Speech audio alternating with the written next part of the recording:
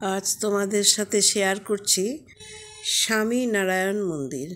অসাধারণ এই মন্দির, কলকাতার মধ্যে সবচেয়ে বড় এই মন্দির স্বামী নারায়ণ মন্দির।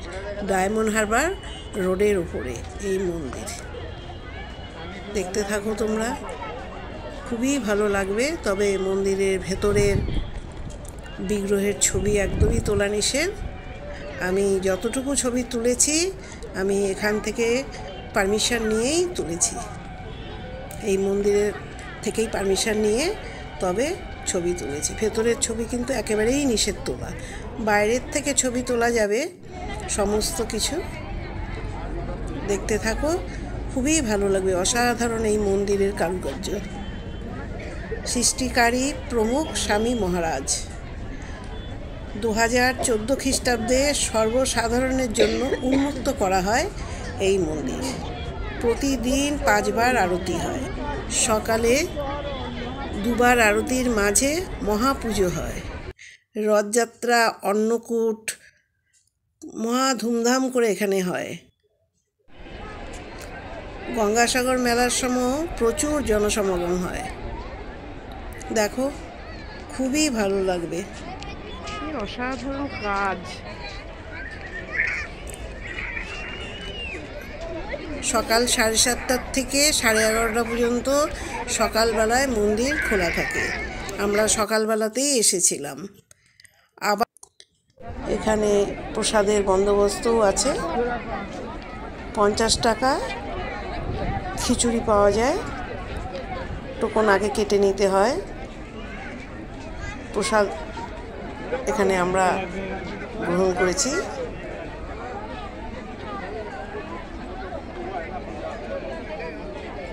রেস্টুরেন্টে গুজরাটি থালি, ইডলি, ধোসা, চা, কফি, সিঙ্গারা সব কিছুই পাওয়া যায়। সাথে খিচুড়ি ভোগও পাওয়া যায়। সেটা 50 টাকা খিচুড়ি প্রসাদ। রেস্টুরেন্টটাও তোমাদের দেখিয়ে দেব।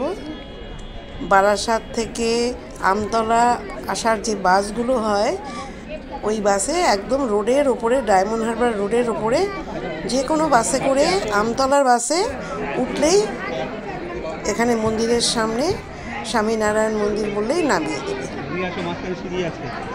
বারাসাত টু আমতলা যেই বাসগুলো আসে, সেই বাসগুলো একদম মন্দিরের সামনে দিয়েই যায়।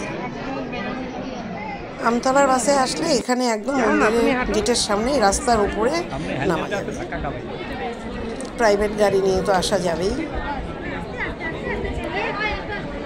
এই দেখো, ভেতরে আমি একটু পারমিশন নিয়েছিলাম, অল্প একটু ছবি তুলতে দিয়েছে আমাকে, তাই তোমাদের সাথে শেয়ার করতে পারলাম। এই ভেতরেরও কিন্তু ছবি তোলা নিষেধ।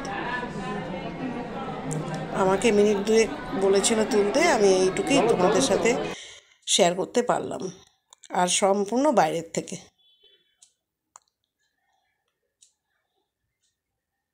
অসাধারণ কিন্তু কারুকার্য। দেখো, বাইরেটাও অনেক একর জমির উপরে কিন্তু এই মন্দির স্থাপিত। আমি ঠিক বলতে পারবো না, তবে অনেক বড়। মন্দির সামনে ফটোগ্রাফি করবেন না। যিনি অ্যানাউন্সমেন্ট শুনতে পাচ্ছেন না, ওনাদেরকে অনুরোধ করছি আপনারা কানে অপারেশনটা অবশ্যই করাবেন। কানে শোনা প্রবলেম চালু হয়ে গেছে। যিনি প্রসাদ নিতে চান এখান থেকে নিতে পারেন। যিনি গৌ সেবার জন্য দান করতে চান এখানে দান করতে পারেন। আপনাদেরকে অনুরোধ করছি মন্দির সামনে ফটোগ্রাফি করবেন না। দেখতে থাকো। আমরা আরতির সময় ছিলাম না, আরতিও নাকি খুব ভালো হয়, তবে ছবি তোলা তো নিষেধ। আরতি হয়তো কেউই তুলতে পারে না। এই দেখো, আমি চেষ্টা করলাম পুরোটা ঘুরিয়ে দেখাতে। কয়েক বিঘা জমির উপরে। খুবই ভালো লেগেছে এই মন্দির। এদের এখানে অর্গানিক তরকারি কিনতে পাওয়া যায়, শাকসবজি আমিও কিনেছি। এখানে গ্রামের মহিলারা বিক্রি করে সমস্ত রকম শাক। আমিও শাক নিয়েছি। বেগুন, মিষ্টি কুমড়ো, লাউ সবই বিক্রি করছে।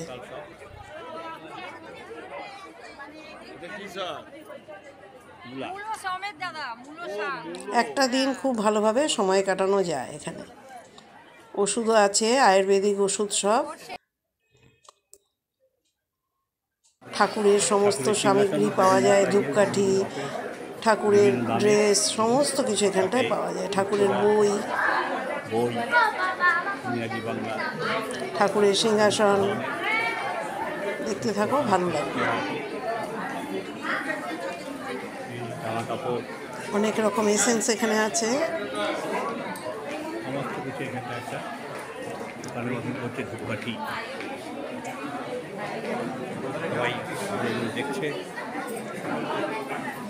খুব সুন্দর, খুব ভালো লেগেছে। আমরাও ঘুরছি, অনেক বড়।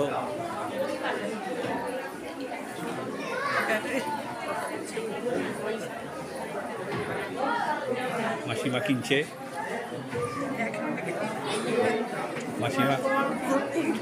মাসিমা এখন দোকানে ঘুরে ঘুরে দেখছেন হাতে ব্যাগ নিয়ে।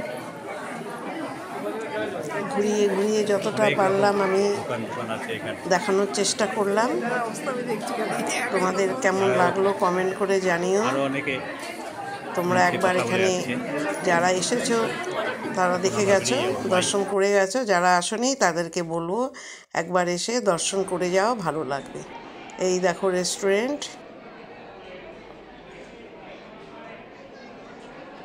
সব কিছুই এখানে কিন্তু পাওয়া যায়। চা কফি থেকে শুরু করে সব কিছু কিন্তু পাওয়া যায়।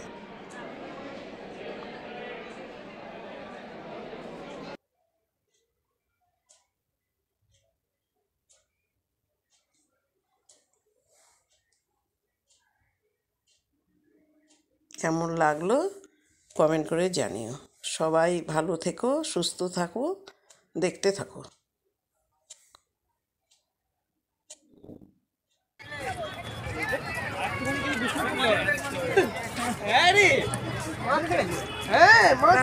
দেখলাম 50 কিলোমিটার মানে আমার